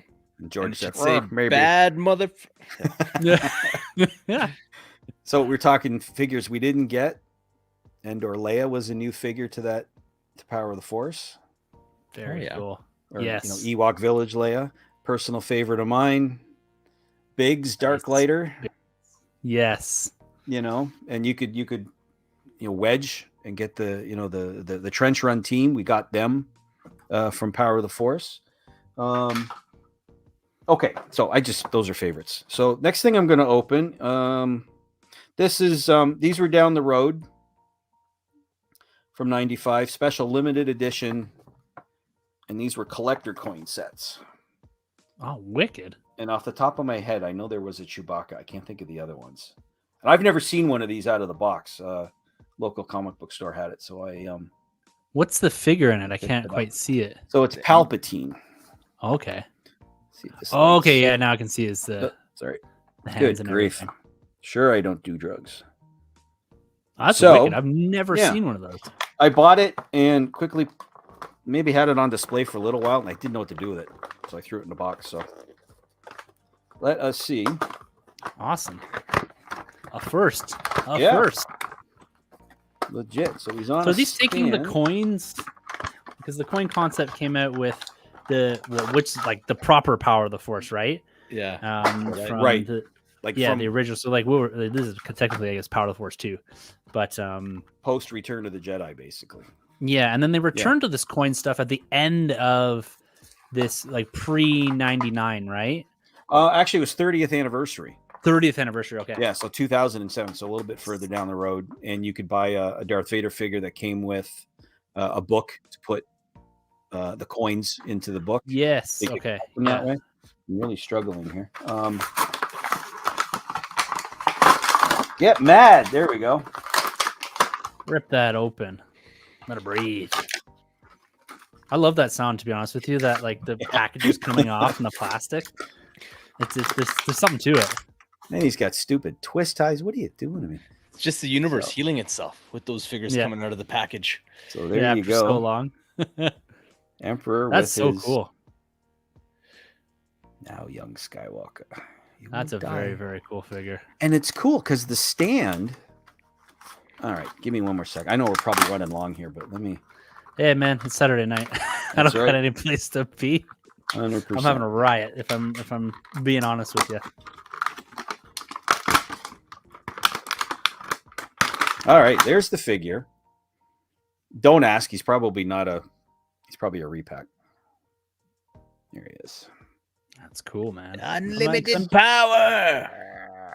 They would have to put new hands on him even if he is a repack, right? Like how does the energy things come out? They are sticking. There's probably a peg sticking right into his. Yeah. He's got like Iron Man hands. Okay, yeah. So at least they put on. I'm looking at the Power of the Force Emperor over there. Yeah, it's definitely because it's a salt and pepper shaker type too, right? Yeah. Yeah, and this one's actually this one's a little bit different from the regular single carded one. He's actually kind of got his backwards, man, his knee forward, like he's leaning into it, you know? Yeah, he's stepping into because the other one I'm looking at here is straight. So that's Look a at new that figure. shot. That's cool. I like that. Dig this though. This is sweet. Here's the coin. In this really cool, it looks like was it Sudbury, right? That has the big nickel. Yes, that's what that looks like. It's a Canadian trivia for you there, everyone. That's really cool. I really like that. That's very sweet. Neat. I love the base with the little display and That's cool, man. So I love that. Another piece that I've never seen before. I've never held one. How many new pieces have we seen tonight? Their figures are like 30 years old. I've just seen this stuff for the first time. They did a lot. They had electronics. They had cinema scenes, which were probably my favorite thing from Power of the Force, were the 3-packs. Yeah, those cinema scenes are cool. Actually, our local comic book has quite a few of those, and I've stayed away for now. But as we were getting deeper and deeper to this conversation, I'm thinking like I need everything. It's a great way to pad out Cantina, Jabba's Palace, because some of the figures are, that's the only way you could get them sometimes. So yeah, very cool. And and then I guess with the speaking of the coin collections and kind of that added piece. So once we get to like 98, I believe, once you get past the hollow and that. They start sticking those the freeze frames and also the little thing that changes the scene or whatever onto these as well. Yeah. The sneak. Thing. Yeah, the before and after little. Right. Yeah, those little things. So you'll see these card backs with slightly different pieces on them, and I think like I don't know at my local like the yak face originally came out in there you go, perfect. Yeah, little flashback thing. So you'll see them on. Packaged inside of these, so you get like a little extra thing, and some of those I think once you get to that age you're getting newer figures like you said, kind of that I believe the Biggs is part of that line, that Leia is as well, where you get kind of the before and after, and you don't get them on, or I might be speaking wrong, but I believe by 98 they're not packaging them like this anymore. And then you're getting into Comtech chips towards the Comtech, the first run of those, which were awesome, which is so cool, man. The Phantom Menace stuff there. But but kind of as we're getting a little later into the 97 and that we spoke of, so I got this guy. I'm gonna hold off on this guy for a second because it actually goes with the first big one that I'm gonna open tonight, the Beast. Yeah, the dewback, man. Look, this was we talked about that that Bantha. it being on the shelf at the same time, the special editions coming out and this dewback being, of course, an inclusion on that version. This was sitting up at my local for so long, and Carlos will remember this. I think I went and bought the Ronto, and I came back here and I had like what we call like true plastic anxiety a whole night, thinking like I should have bought the dewback too, because I'm gonna go up there and it's gonna be freaking gone. We had him for like sitting a there song. for 25 years. Yeah, had been there for so freaking long, and I was so worried that I ran up literally the next day. It was a Sunday, and I remember saying to my wife, "I got to go up to the comic book shop." She's like, "Were you just there?" I said, "Yeah, but I can't leave this dewback because I have been looking at it since 1997, right? And never. It's not like it's super expensive or anything like that, but it was just never on my radar until that moment, and I figured, well, heck, I'm either gonna lose out or I'm gonna go get it. So do you guys have a preference for dewbacks? So we have the original, we have the special edition, right, which is that one, and then they messed with it again for the Blu-ray, I want to say. The Blu-ray did come out, to be honest with you, because the original is like it's like a far off, right? Like it's in like it's basically a puppet. It's a giant puppet. If I'm gonna be honest with you, like the first time I saw like a dewback up close was the special edition, and like now when you go back and reflect on those movies, it sticks out. But I kind of like that it does. I kind of like that the Ronto sticks out a little bit, and you kind of know that it's new. Yeah, and there's just. Because you remember on those front of those special editions too, like there was all like the guys talking about them making it, and we got to do this, we got to like zoom out on Mos Eisley, and we got to add like all this like dynamic characters and all this stuff to it. I always just thought that was kind of cool. And so my preference would be special edition, because that's kind of the first time that's what I'm really seeing them. That's what you know. Yeah. How about you? Probably the special edition, only because. Like, so the original Kenner one looks like a toy, right? It looks very much like a little kid's toy. And it doesn't match up to, there's that one image that's not from the movie, right? But it's kind of the shot of a dewback. You're kind of looking up with the stormtrooper riding on it. And the Kenner version never really approached that badassery version of it. So at least with the Power of the Force version, you got something a little more, a lot more articulation. He's not smiling. So. Well, I love when these came out. So I'm just cracking these. It's all twist tied in. Yeah, sure. But I love that when it came out, like they all came out at once. I remembered them all being on the shelves, right? At once. At like one instant, you could get like a Bantha or a Ronto or a dewback, whatever you wanted. It was there. And I've actually never held this figure out before. Like I've never. Oh, well, that's awesome. Like, this is my first time. Like after looking at it for 30 years, this is my first time getting hands on this thing. Retail for $15 US. Yeah, I got this for 20 Canadian. Look at that. Hey, wow. So like a figure and a creature. Yeah, like come on, right? And it's got this cool little card that came with it. Right. Yep. Yeah, it's got kind of. Oh, there's the picture. That's the picture I'm talking about. Yeah. Yeah, there you go. Yeah, it's kind of got that little I've been sitting in a box for 30 years smell. Right. To it. So, it's. Did you guys ever chase these, Carlos? Were you guys still running around looking for these things? My recollection of the Beast is that they were really plentiful, and that they weren't flying off the shelves. So, it was one of those things that. I'm 100% sure Billy picked them up, but it wasn't something that we needed to go on the hunt for. That was my recollection with this stuff. Is you could not take your time over months, but it's like every payday instead of pre-orders and when's it coming out. Like I mentioned, I worked in a mall when these hit, and I would once a week I'd head over to Sears and grab one or two and. Of the single figures, and we mentioned being on the border.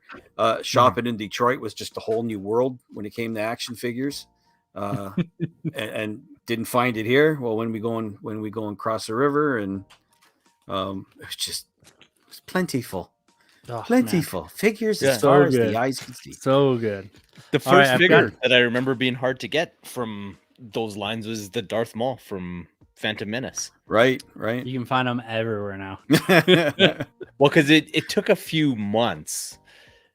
Yeah, Maybe even closer to a year, but then they started just shipping out cases of nothing but Darth Maul. And I guess the original Princess Leia went through that too, where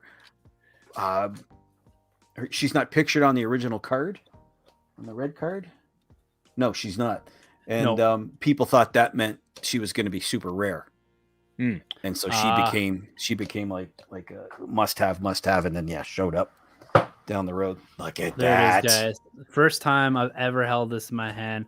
We've got the action on the tail.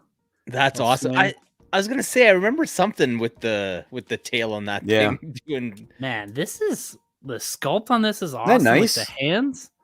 It's big, it's bulky, and you've got the Sand Trooper that sits up here with a nice wash on it. Like, what a figure. Come on. Yep.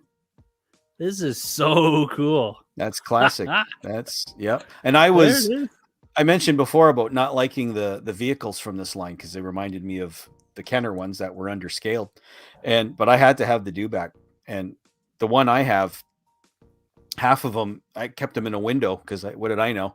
And half of them is nearly completely faded just from sun damage. So, but I've got like 3 now, so it's fine. I'm over it. Man, it's such a cool. Yeah, it's cool because the tail moves, which activates the mouth, but his neck also slightly extends. Yeah, look at that. Like, I'll see if I can capture that in the video. It just his neck pops there. Yeah. So it's probably relatively simple mechanism, but so good. Like something like that, like such a cool thing. All right, Rob's just taking off here, man. I appreciate you dropping in. I personally love Dave's story where he basically validates what I was saying about the beast being plentiful in that he has a toy store that still has them on the shelf.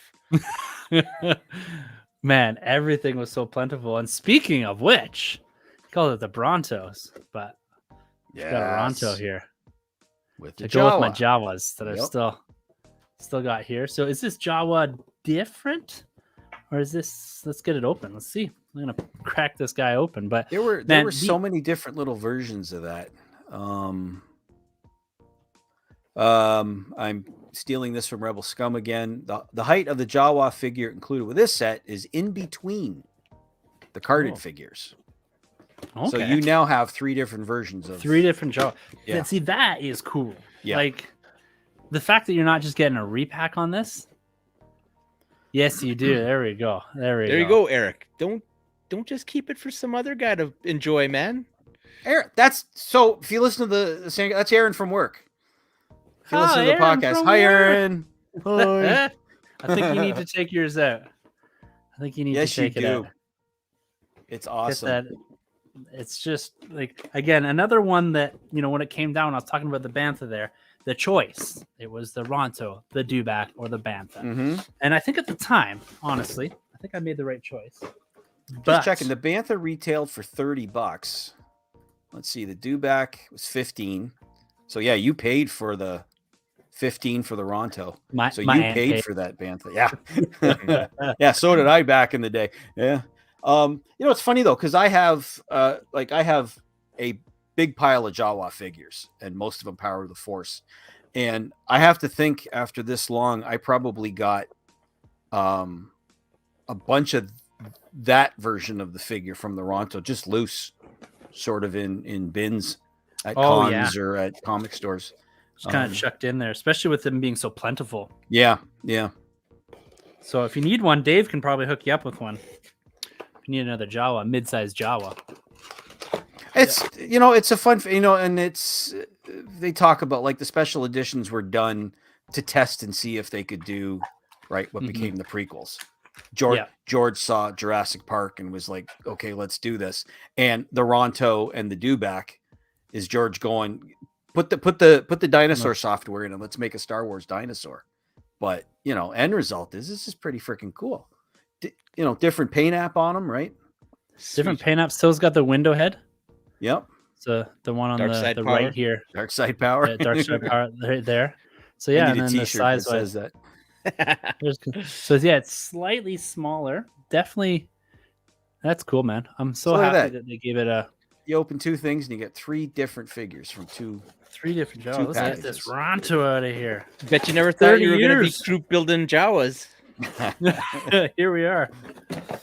30 years. Been waiting to open this guy. Just another really cool piece. Oh, still got the twist tie. The ears come off, I think, so be careful you don't lose one. Oh, do they? Oh, yeah. Yeah, because I remember this Ronto too, because at the start, like I was saying before, at the start of the special editions, this was something that they really focused on, like how we got to put this like creature into Mos Eisley, and Right. you know, when they do the big zoom back, you can see them riding it, and at one point, I believe it rears up. So this is also got. So there it is. Look at this. Yeah. Come on. Power of the Force Ronto. That's some detail. With a nice perch there. Yeah. Some detailing on the back, and then you've got the leg action as well. This little head walk. It's like the cat meme that's dancing to the songs. Yeah. So there you go. And then you've got the jaw walk. I guess you can stand on. Yeah, you just got a single peg. And then he stands there up you on go. up on the edge there. Oh, So- geez. Maybe that's why mine doesn't. I've never noticed that. Yeah, single. I guess these. Yeah, the rest of them have Yeah, they have 2. two Yeah. peg holes. And then I don't want to jam that in there, but man, so cool. Nice wash on it. This is a good size too, right? And then like Yeah. doing the comparison to the dewback there. Very, very cool. Well done. I'm Very very cool, happy man. for you, Tim. That's great, man. That's all I got. And I got that Sand Trooper, but I'll probably wait on opening that one. But like, man, like this is it's incredible just to see so much Star Wars in front of me right now. And oh man, what a thing to open some of those. I've been waiting so long to do some of that. I feel like just this weight has been lifted off my Yes. shoulder. All this fresh plastic. Oh yeah, it's brilliant. Mac, do you got any last things to pop Tarkin open there? salutes you. I actually don't. Wicked. Geez, I think I went through everything. Here, this is something again. Thanks to Dengar Dan and Jake Stevens, the third wheel on the Sandcrawler. After Kenner, before Power of the Force, you had Bendums, which some people Mhm. might know, Yep. which are basically. I remember those. Yeah, and those are like Right? the first Star Wars figures to come out since, right? So Yeah, it was since the a Kenner big stuff. deal. Infinite articulation. Therefore, the greatest figures ever. Yeah. They're awful, god awful. But this was like a little mini line that I Oh, knew yes. nothing about. So Action Masters, and they're metal. They're little metal figures. Okay, like a little diecast. Yeah, That was a cool line. That was our crossover line because they did Batman and Catwoman from the animated series, and I think 3 Batman Returns figures from that. So it was cool that we had this synergy after Yeah. helping each other collect figures. They put So- out that line that had Star Wars and Batman figures in it, and 1 or 2 other things, if memory serves correct. and then there's Oh, the there it image is, I was that talking pose. about. That if you look at the Luke and Leia figures, open shirt Luke. So there's an R2 and 3PO. I gotta get that. I love those Action Masters figures. Those So are cool. Oh man. Yeah, and then you got Power of the Force, and we were off to the races. So yeah. Man, what a stream. What a stream, man. That was a blast opening this stuff up. And you know, we've gone a little longer than we had planned, but I'm here for it all day, guys. I could sit here Absolutely. and open figures all freaking night. Yeah. Bit of riot, Absolutely. absolute riot. You know, we've got let's give ourselves a couple minutes here. You know, we've already gone this long. Why not a few more minutes here? Mac, you've been doing the vintage collection for a while now, and Hasbro, you know, we're gonna step aside from the Power of the Force for a minute here, still in the 3 3/4 inch scale, but Hasbro just put out I was at the Fan First Wednesday, Right. Fan First Yeah, just Monday or this- whatever it was they did just this past This week past or week, so. yeah. They threw a new set here that looks like it might be up your stream. And we're gonna throw it up here. I don't know. It's costly. Yeah. The vintage collection. What do we want to call this? Jabba's Palace, Boba's Throne. Boba Fett's throne room is the Is official that- name. That's what they Yeah. call it. And you've got, of course, Bib there. This And is a it's- pretty wild set. It's so the US price tag on it's $229. It's a Thanks, Ryan. Hit that subscribe down there. Yeah, this is great, man. If you're taking off, it was awesome having you in the chat. Thanks, Ryan. That's the closest man. I've talked to him. We kept teasing we were going to do a big crossover because Jake Stevens shows up on YHS all the time. So, but alas, it was never meant to be. But yeah, so it retails, it's $229 US, and it's a Hasbro Pulse exclusive. So for us up here, I think I worked it out. It worked out to just under 400 shipped. Oh, Canadian. my goodness. Canadian. Because you've got shipping's $30. Like it's as expensive as a Rancor was gonna be. $30 to ship, 2 taxes, at least in Ontario, 2 taxes. Yeah, and it was just shy of 400 Canadian. And I mean, that said, I have a Razor Crest coming. So, you know, this thing looks amazing. I definitely cry all the time about the prices again, because we're up north here. It's an issue that at least people in the States aren't dealing with. Like they talk about their Black Series going up to what, $24.99. We're down here going the other day. Yeah. So, you know, no offense to anybody in the US, but it's a little bit rougher up here to keep collecting. But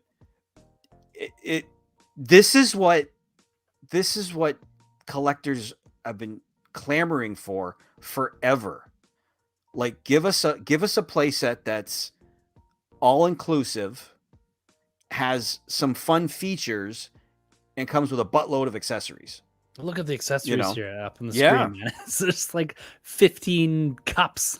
The dais there, I never know how to pronounce that word, is on wheels, so you can pull it out nice and smooth. Yeah, I think I have the throne's removable, so if you want to make it so cool. Jabba, right, instead of there is, if you go on Hasbro Pulse's YouTube, they have like a scissor reel for it, and it's, you know, they've made it comes with the barbecue, right? Which you can either put a hunk of meat on it, or you can put a Kowakian monkey lizard on it. Really?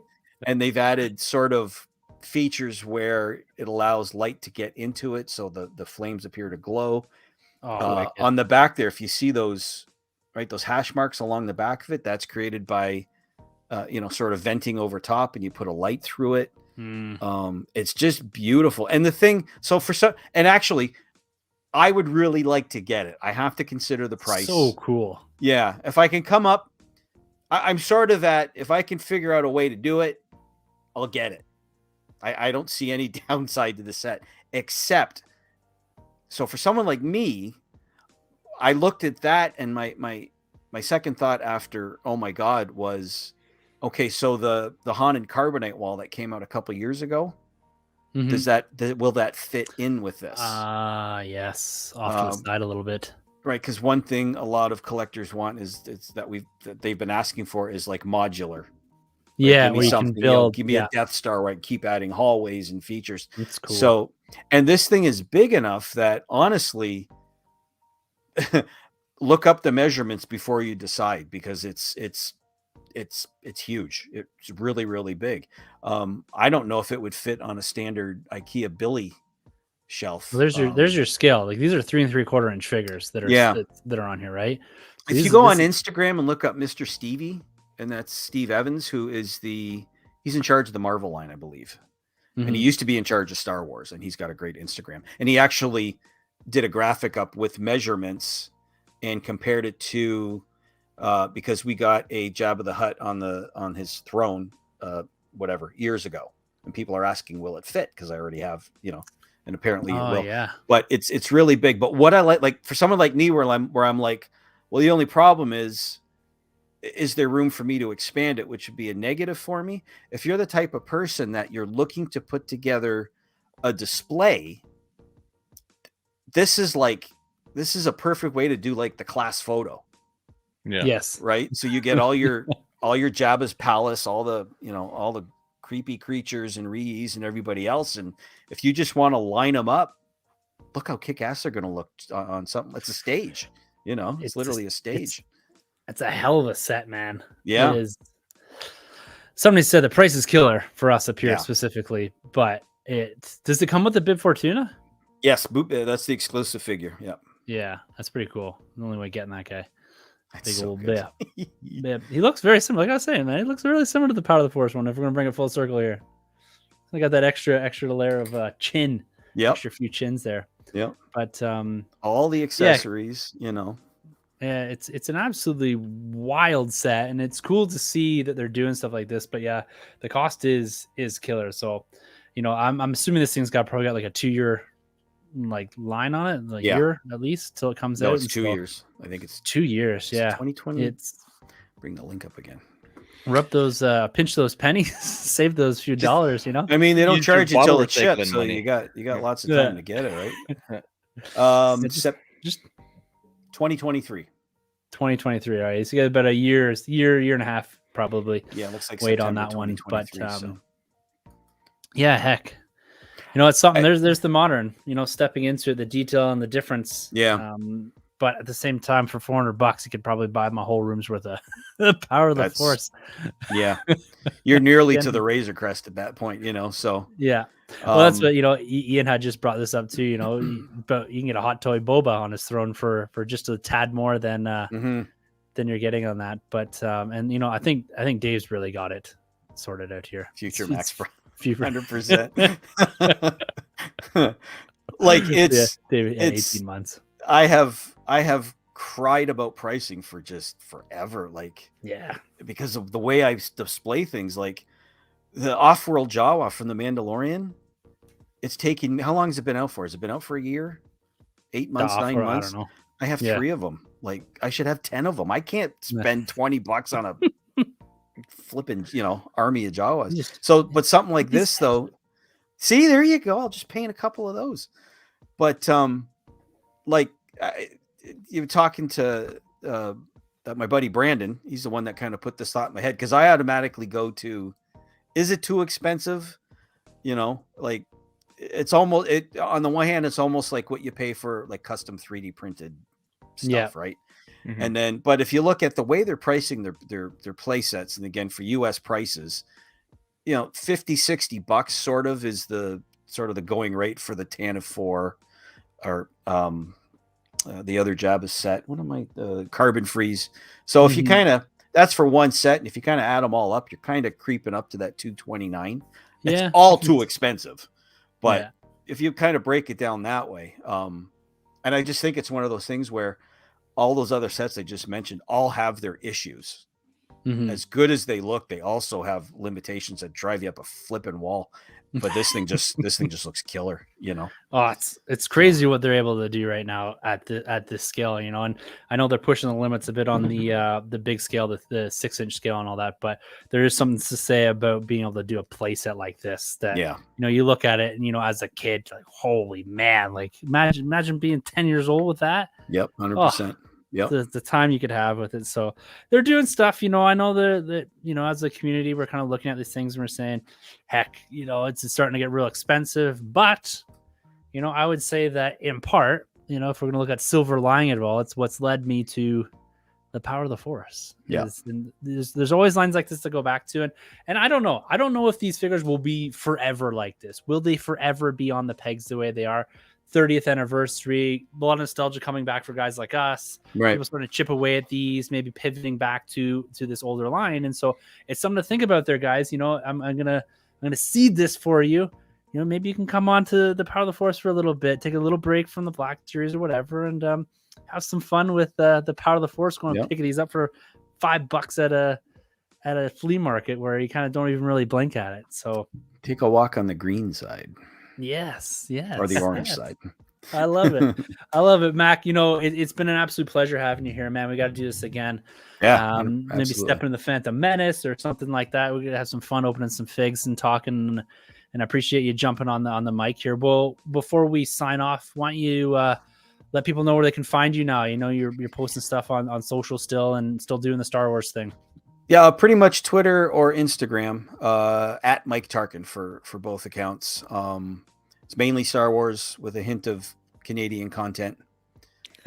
Yes. It's camping awesome. Pictures, et cetera, et cetera.